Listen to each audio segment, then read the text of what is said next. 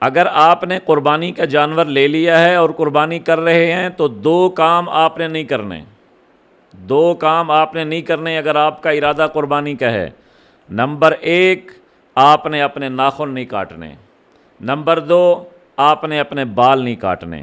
کیوں کہ نسائی شریف حدیث نمبر 6366، نبی پاک صلی اللہ علیہ وآلہ وسلم نے ارشاد فرمایا، من رآ ہلال ذی الحجہ، کہ جو آدمی ذی الحج کا چاند بھی دیکھے، فاراد ان یضحی، اس کا ارادہ ہو قربانی کرنے کا، فلا یأخذ من اشعارہ ولا من اظفارہ، اس کو چاہیے کہ وہ اپنے بال بھی نہ کٹوائے اور اپنے ناخن بھی نہ کٹوائے۔ یہ دو کام قربانی کے ارادے سے جانور خریدنے والا کبھی نہ کرے، اس کی وجہ سے قربانی کے ثواب میں کمی آ سکتی ہے۔ لیکن اگر یہ کر لے گا تو یہ حکم وجوبی نہیں ہے، قربانی ہو جائے گی، لیکن آپ قربانی کی پوری فضیلت حاصل کریں۔ اور یہ دو کام آپ نے جب ذی الحجہ کا چاند دیکھ لیا، قربانی کرنے کے وقت تک، جب تک قربانی نہ ہو جائے، اپنے بال بھی نہ کٹائیں، اپنے ناخن بھی نہ کٹائیں۔